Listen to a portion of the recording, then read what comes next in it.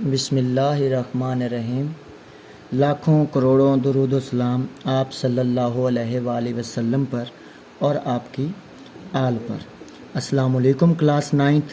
आज के इस लेक्चर में हम एक्सरसाइज 1.6 का क्वेश्चन नंबर 1 का सेकंड पार्ट सॉल्व करेंगे, जिसमें कहता है यूज़ मैट्रिसेस के मैट्रिसेस को इस्तेमाल करें इफ़ पॉसिबल, अगर मुमकिन हो, to solve the following system of linear equations. आपको सिस्टम ऑफ लीनियर इक्वेशंस दिया गया है और आपने इस क्वेश्चन को मैट्रिक्स इन्वर्जन मेथड से भी करना है, क्रैमर रूल से भी करना है। एग्ज़ाम में सिर्फ एक मेथड पूछा जाता है, या तो वो मेंशन कर देता है कि जी क्रैमर रूल से करें या फिर इन्वर्जन मेथड से करें। तो हमने आज क्वेश्चन नंबर 1 का सेकंड पार्ट जो है, इसको हम इन्वर्जन मेथड से भी सॉल्व करेंगे और क्रैमर रूल से भी सॉल्व करेंगे। ठीक है जी। तो क्वेश्चन है 2x + y = 3 एंड 6x + 5 = 1। तो सबसे पहले अगर वो आपको ये कहे कि use matrices if possible to solve the following system of linear equations by the Cramer rule, तो जब वो क्रैमर रूल कहेगा तो हम इसको लिखेंगे राइट इन मैट्रिक्स फॉर्म। सबसे पहले इस लीनियर इक्वेशंस को हम मैट्रिक्स फॉर्म में राइट करेंगे। तो मैट्रिक्स फॉर्म क्या बनेगी, नाम हम दे देते हैं लेट कि मैट्रिक्स ए नाम है जी, एक्स का कोफिशिएंट क्या है जी 2, इधर एक्स का कोफिशिएंट क्या है 6, तो कोफिशिएंट हमने लिखने। इधर y का कोफिशिएंट कुछ भी नहीं है, जिसका कुछ नहीं लिखा होता उसका कोफिशिएंट 1 होता है। ये प्लस का है तो इसलिए प्लस का 1 आ जाएगा। y का कोफिशिएंट क्या है जी 5, तो यहाँ पे लिख दिया। और दूसरा हमारे पास आ जाएगा, क्योंकि ये हम किस मेथड से, हम इधर मैं लिख देता हूँ बाय क्रैमर रूल से जी हम इसको सॉल्व कर रहे हैं। तो इसके लिए आपके पास सेकंड मैट्रिक्स होगी AX। जब यहाँ पे x है तो x वाला कॉलम ख़त्म कर देना, तो x वाले कॉलम की जगह पे जो इक्वल में वैल्यूज़ दी गई हैं वो लिखनी है, और y वाला कॉलम एज इट इज़ आ जाएगा। ठीक है जी।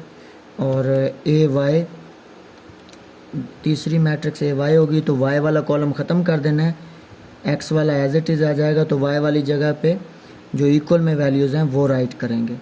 तो A आ गया, AX आ गया और AY आ गया।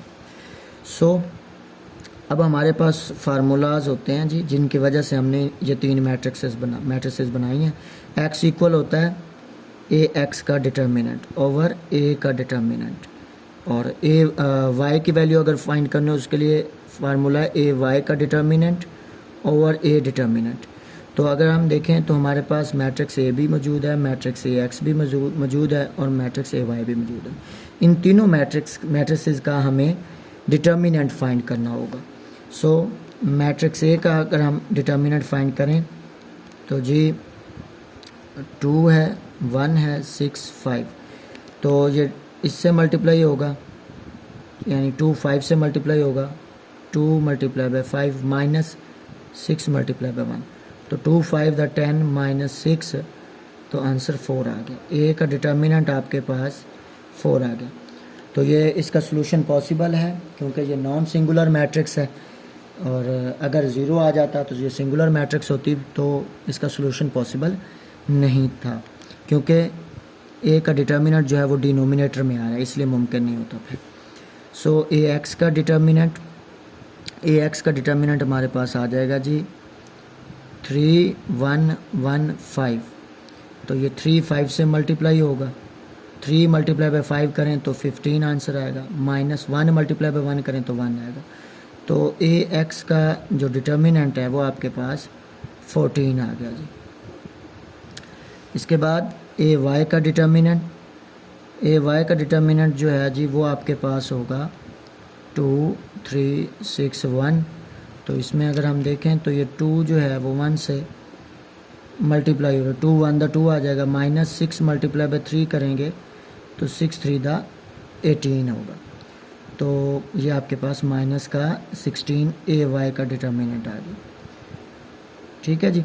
अब हमारे पास जो फार्मूलाज थे, यानी जो x फाइंड करने का फार्मूला था वो था ए एक्स का डिटर्मिनेंट ओवर ए का डिटर्मिनेंट। तो इसमें ए एक्स हमारे पास जो है वो 14 आया, वो पुट करेंगे, ओवर ए का डिटर्मिनेंट जो है हमारे पास 4 है जी। तो ये 2 पे कट रहा है, तो 2 7 द 14 एंड 2 2 द 4। तो x की वैल्यू आपके पास 7/2 आ गई। सिमिलरली y फाइंड करेंगे, तो y इक्वल है ए वाई का डिटर्मिनेंट ओवर ए का डिटर्मिनेंट। तो ए वाई जो है वो आपके पास है -16 ओवर ए का डिटर्मिनेंट जो है वो आपके पास 4 है। तो ये 4 के टेबल पे कट गया, 4 minus as it is 4 1 the 4 and 4 4 the 16। तो y की वैल्यू आपके पास -4 आ गई। तो आपके पास इसका जो सोल्यूशन आया जी, x is equal to 7/2 and y is equal to -4। अब इसी क्वेश्चन को हम इन्वर्जन मेथड से सॉल्व करेंगे। यानी इस क्वेश्चन क्या मिलेगा आपको, क्वेश्चन मिलेगा use matrices if possible to solve the following system of linear equations by the matrix inversion method. तो अगर मैट्रिक्स इन्वर्जन मेथड कहेगा तो हम इसको सॉल्व करेंगे जी। तो वैल्यू हमारे पास वही same 2x plus y equal 3 and 6x plus 5y equal 1। तो राइट इन मैट्रिक्स फॉर्म। अब ये मेथड हम यूज़ कर रहे हैं जी, हम इधर लिखते हैं bye the matrix inversion method. ये मेथड हमने यूज़ करना है जी। तो इसे हम मैट्रिक्स की फॉर्म में राइट करेंगे। तो जब मैट्रिक्स की फॉर्म में राइट करेंगे तो मैट्रिक्स ए हो जाएगी 2 6 और इसका कोएफिशिएंट 1 आ जाएगा और इसका कोएफिशिएंट 5 आ जाएगा, सेम वही जो अभी हमने किया। इस इन कांस्टेंट के साथ क्या मल्टीप्लाई हो रहा है जी, x मल्टीप्लाई हो रहा है और y। तो x क्योंकि पहले है तो उसे ऊपर लिखेंगे और y यहाँ पे। तो इस मैट्रिक्स को हमने x का नाम दे दिया। जो इक्वल में है इसको b का नाम देंगे, 3 1, ये आपके पास b आ गया। a और x को अगर हम मल्टीप्लाई करें तो आंसर क्या आ रहा है, b आ रहा है। यानी 2 मल्टीप्लाई बाई एक्स देखें 2x बन जाएगा वही, प्लस 1 मल्टीप्लाई बाई y आ जाएगा, फिर 6 मल्टीप्लाई बाई 6x हो जाएगा, प्लस 5 मल्टीप्लाई बाई 5y हो जाएगा। तो x इक्वल ये a इधर मल्टीप्लाई और इधर आके डिवाइड हो जाएगा, तो ये बन जाएगा a की पावर -1 b, यानी a इनवर्स b। तो x इक्वल आपके पास आ गया a इनवर्स b। ये वो फार्मूला जिसकी मदद से हम x और y फाइंड करेंगे।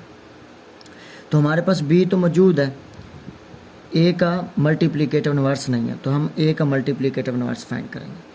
तो उसका फार्मूला हमारे पास होता है adjoint of a over a का डिटर्मिनेंट। एडजॉइंट अगर हम देखें तो हमारे पास जो एडजॉइंट आएगा जी a का, वो ये होगा कि ये जो 5 है वो 2 की जगह पे चला जाएगा, 5 2 की जगह पे और 2 जो है वो 5 की, यानी ये इंटरचेंज हो जाएंगे। और ये वाली जो नॉन डायगोनल एंट्रीज हैं इनके साइन चेंज हो जाएंगे। ये प्लस का 1 है तो -1 हो जाएगा, और ये प्लस का 6 है तो ये -6 हो जाएगा। तो ये जी एडजॉइंट आ गया। डिटर्मिनेंट अभी हमने प्रीवियस क्वेश्चन में इसी का फाइंड किया है। ए का डिटर्मिनेंट क्या आया जी, ये 4।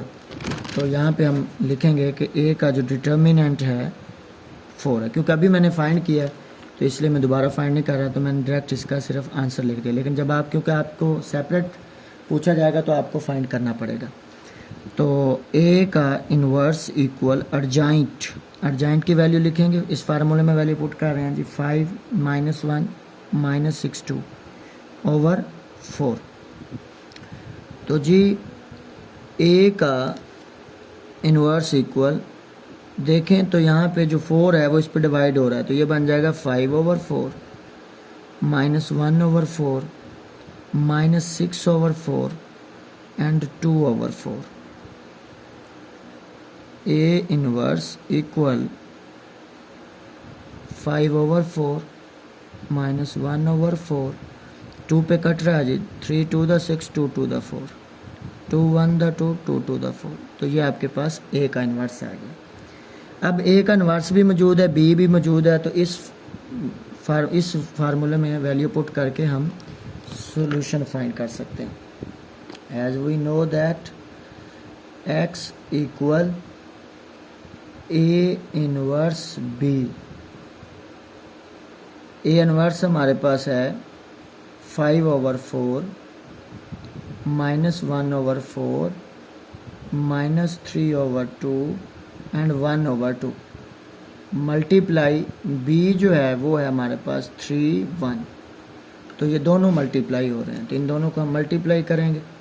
x equal first row first column यानी 5/4 multiply 3 plus -1/4 multiply by 1। Second row first column -3/2 multiply by first digit क्या है 3 प्लस 1/2 ये वाला मल्टीप्लाई बाय 1। तो जी आपके पास 3 5 द 15/4 प्लस माइनस माइनस 1/4। तो 3 3 द 9 माइनस का ओवर 2 प्लस 1/2। तो x हमारे पास किसके इक्वल था जी, एक्स वाई के। तो x की जगह पे x की मैट्रिक्स लिखेंगे। तो इधर आपके पास 4 एलसीएम आ जाएगा। एलसीएम और डिनोमिनेटर सेम हो तो ऊपर वाली जो टर्म्स हैं नोमिनेटर की वो एज इट इज़ आ जाती है। इसका एलसीएम 2 आ जाएगा, -9 + 1।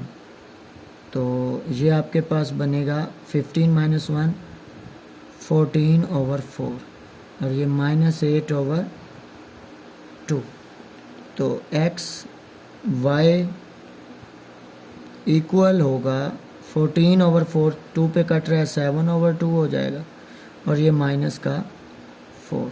तो x के सामने जो है वो 7/2 है और y के सामने जो है वो -4 है। तो अगर आप देखें जो हमने क्रैमर रूल से सॉल्व किया और आंसर आया था वही आंसर इन्वर्जन मेथड से आया। ठीक है जी। तो आज के इस लेक्चर में हमने एक्सरसाइज 1.6 का क्वेश्चन नंबर 1 का सेकंड पार्ट क्रैमर रूल से भी किया और इन्वर्जन मेथड से भी सॉल्व किया। इन्वर्जन मेथड में हमने क्या किया, सबसे पहले हमने जो मैट्रिक्स मतलब जो हमें एक लीनियर इक्वेशन दी गई थी उसको मैट्रिक्स की फॉर्म में राइट किया, ए एक्स और बी। फिर ए जो है वो एक्स से मल्टीप्लाई हो रहा है तो इक्वल बी हो गया, तो x is equal to A inverse B. अब हमारे पास सिर्फ बी मौजूद था तो हमें ए का इनवर्स भी चाहिए। तो हमने फर्स्ट ऑफ ऑल ए का इनवर्स फाइंड किया, यानी एडजॉइंट ऑफ ए ओवर ए का डिटर्मिनेंट। एडजॉइंट फाइंड कर लिया, फिर डिटर्मिनेंट फाइंड किया, वैल्यू पुट की तो आपके पास ए इनवर्स आ गया। ए इनवर्स को बी से मल्टीप्लाई कर दिया तो आपके पास ये आंसर आया। तो एक्स और वाई की वैल्यू आ गई। उम्मीद है कि आपको इन्वर्जन मेथड की भी समझ आई होगी और क्रैमर रूल के भी। अगर फिर भी कोई सवाल आपने पूछना हो तो आप कमेंट बॉक्स में पूछ सकते हैं। थैंक यू जी, अल्लाह हाफ़िज़।